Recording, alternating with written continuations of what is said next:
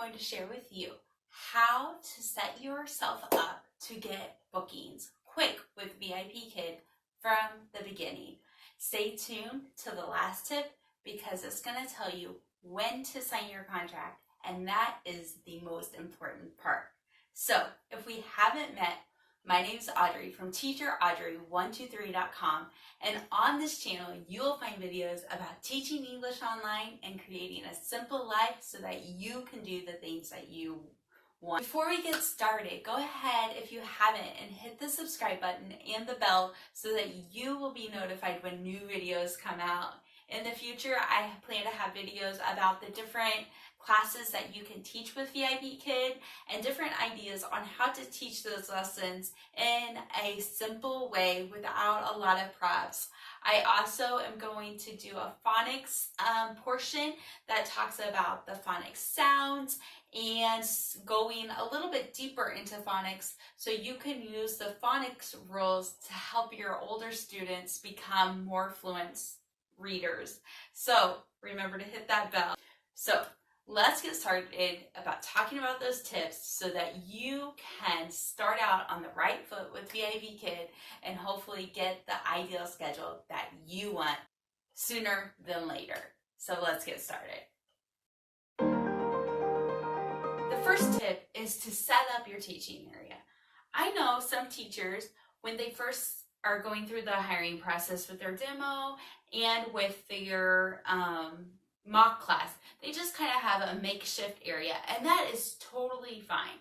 But what you want to do is be able to go ahead and just get a permanent spot set up so you don't have to worry about it if you get a booking sooner than later. You want to have your educational background and a sign. Now note, as you teach longer, you don't need an extravagant background. You can just have a blank wall, and you can see some of my backgrounds that I've had by watching some of my videos. But with that aside, you want to just set up your teaching area and have your basic teaching tools. The things that you had for your mock and demo classes should be a good set for you to be successful in the VIPKid classroom. I recommend you having one, a dry erase board and a marker, a handheld one of course. Number two, a Meg and Mike cutout or a boy and girl cutout. 3, a piece of food of some type. 4, I would recommend having a ball. And the 5th would be to have your phone handy so you can download Google Slides on it and use that in your classes. And up here you can find the video about using SlideKick and how you can use your phone as a prop. So that's a cool thing to do. So get that all set up and make sure you're ready for that. The second tip is to have your profile reviewed.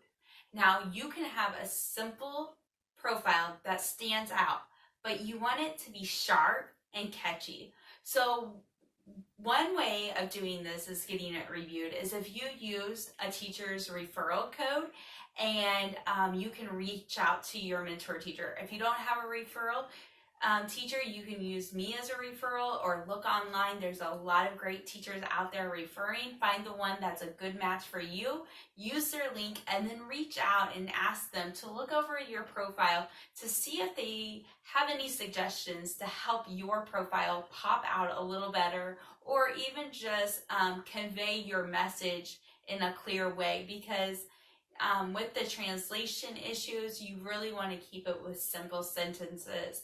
Another thing that you can do with your mentor, in addition to having your mentor look over it, or if you don't have a mentor and you can't find anybody, is going to the Facebook group VIPKid Branding Yourself. Or it's a great group that's been created to help teachers build their brand and stand out for teachers. So you can go on there and post your profile pictures, your bio, and all that stuff, and ask some specific questions so that you can get pointers from veteran teachers to help you set your profile up. After you get those tips, go ahead and make those tweaks. The third tip is to open slots. you want to be sure, number one, to open as many PPT slots that are possible. You can look on the calendar and you will see where it will say the PPT, and that is what you will for sure want to mark. I recommend opening Sunday through Sunday, even if you don't want to teach Sunday to Sunday. Starting out for the first month or two, open all those slots so that you liken your chances in the pool of a student selecting you. And in addition to that, you want to open up anything that VIPKid offers you. You can, on the weekends, work from 6:30 p.m. Central Standard Time till 7 o'clock a.m. Central Standard Time. And you can do that Friday night and Saturday night. Go ahead and open up those schedules. It's going to be an all-nighter and lots of coffee, but if your body can handle it, open those slots up so you can get booked. Now note, I did not do that, and it was a little bit slower for me to get the ideal schedule that I wanted, but I have some chronic health issues, and if I were to put that demand on my body, I would have probably had a relapse and wouldn't have been able to continue on with VIPKid. So if you are a new mom, if you have another job, or whatever the situation is and you don't think you can actually do it, don't do it. But if you think that you can kind of put it on the grit and you're able to put on the grit, because I totally understand not everybody's body can handle grit. And I'm a living proof of that. I've actually ended up in the wheelchair because of that. But if you can, then go ahead and open up those all-nighters. And when you open them up, you want to do short notices. And if you want to know what short notices means, leave me a comment in the comments and I will explain that. And if you want, I can do a video explaining that. But you want to open up as many slots that you can and make them short notice. Number 4, do not sign your contract until you know that you are ready to teach. Sign your contract the day that you're able to teach, because how the algorithm is set up, it's set up to favor new teachers within the first 2 to 3 weeks of their contract being open. I heard of a teacher that she signed her contract.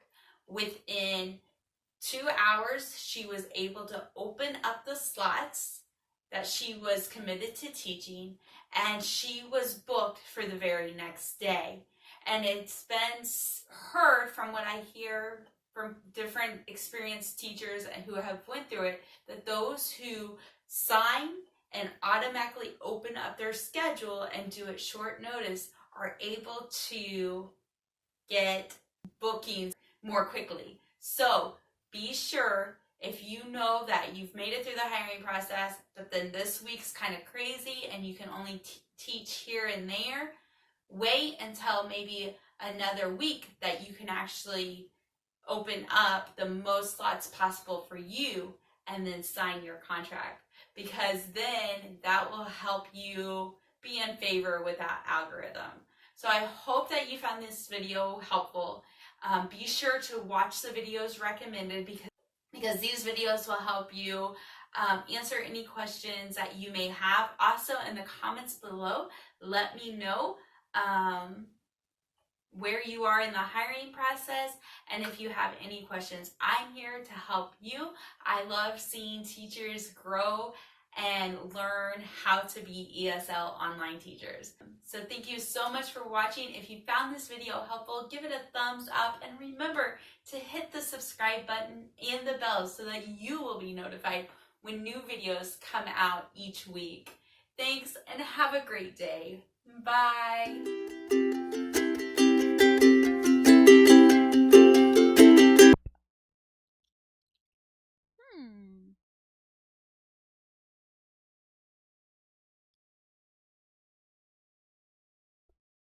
Oh, ah.